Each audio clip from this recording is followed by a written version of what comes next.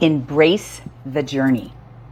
Embrace the journey of mental strength. I often say this, it's the title of my podcast, but it's a life kind of mission, vision to teach others to embrace the journey. Understand where you are and where you're going. We're all on a mental health journey, whether we want to admit it or not.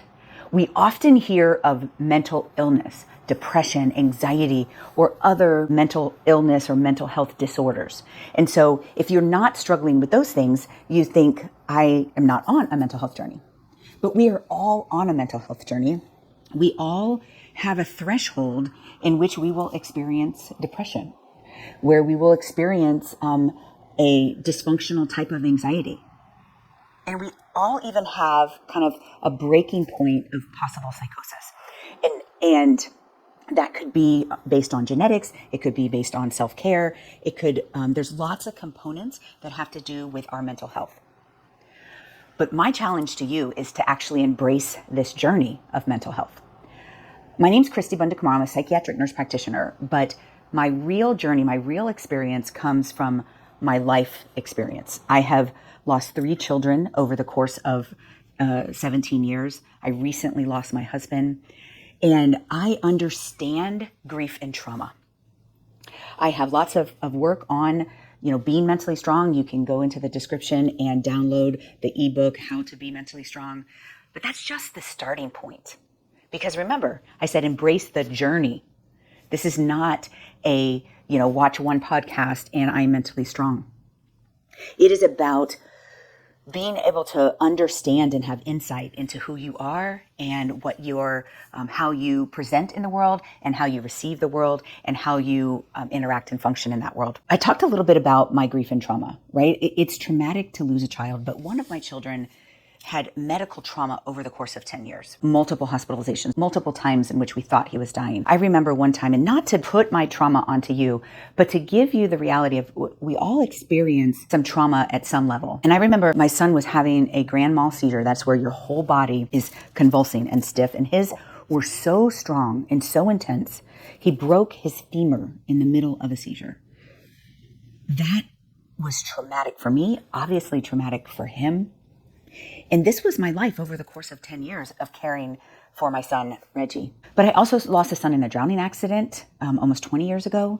I lost my other daughter to sudden unexpected death in epilepsy, and most recently lost my husband. That is a lot of grief and a lot of trauma.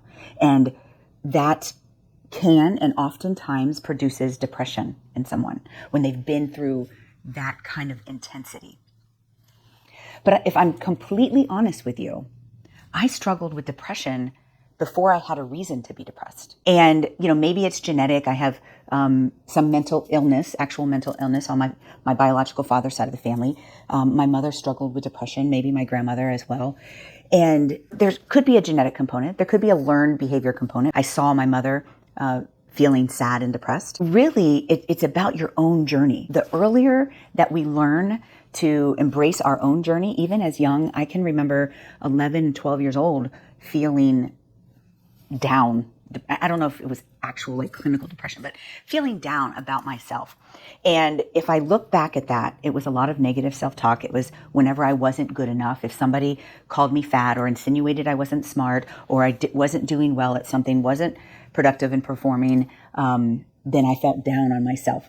And then when I felt down on myself, I talked negatively about myself, still something I struggle with in my 50s, right?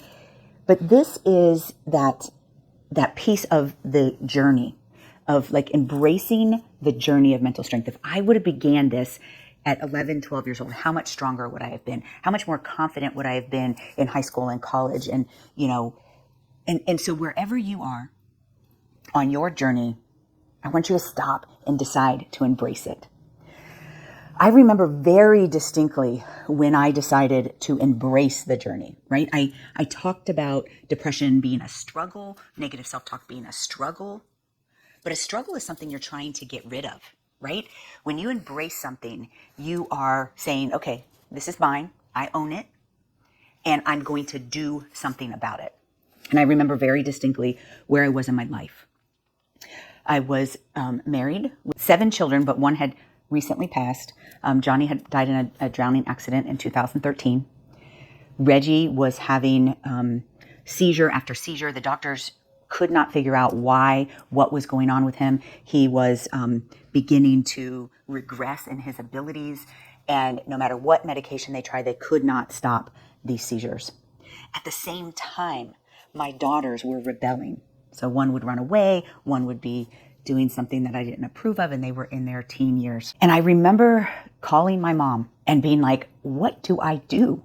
How do I do this? And she gave me this idea of, journaling. And we often tell people therapeutically to journal, but I don't think in sentences and I don't think like that. And so, but I knew at that moment, my resources were gone. I'm already a psychiatric nurse practitioner and I'm a proponent of cognitive behavioral therapy. And I have been working on myself for years. And I felt like I was in a good place until life started hitting me. Boom, boom, boom, one thing after another. And I sat down and I remember very distinctly saying, I have got to figure this out. And on that day is when I began developing what we call the mentally strong method.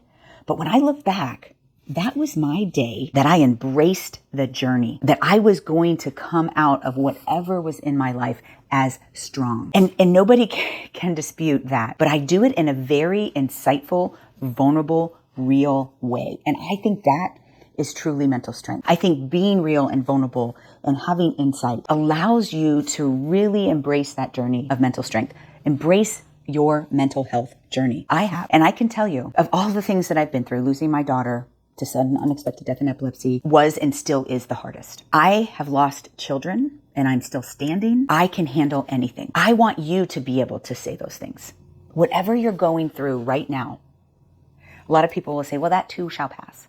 The pain of losing my child will never pass, but I will be stronger. I will embrace that pain, not hold on to it. It's very different. And I can use my pain as an example, but you have to take your pain and figure out how to process and find strength from that.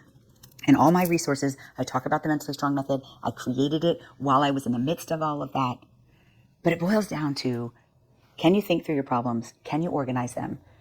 And can you make decisions in line with what you really want?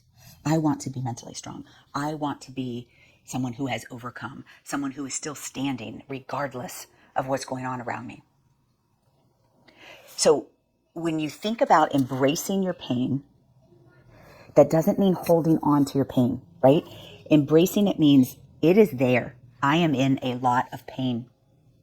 And there's videos of me crying and going through some of that. I have a whole documentary. It is not about pretending to be strong.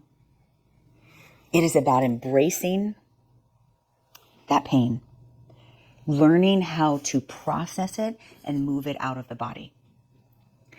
When you have figured out that way for yourself, the intensity and frequency in which that pain comes up in your life and in your body will decrease. So embracing the journey of mental strength, embracing your mental health journey is about figuring out how to think through your problems, organize them, and make choices in line with what you want. You don't really want to be sitting around depressed. You just don't have any other.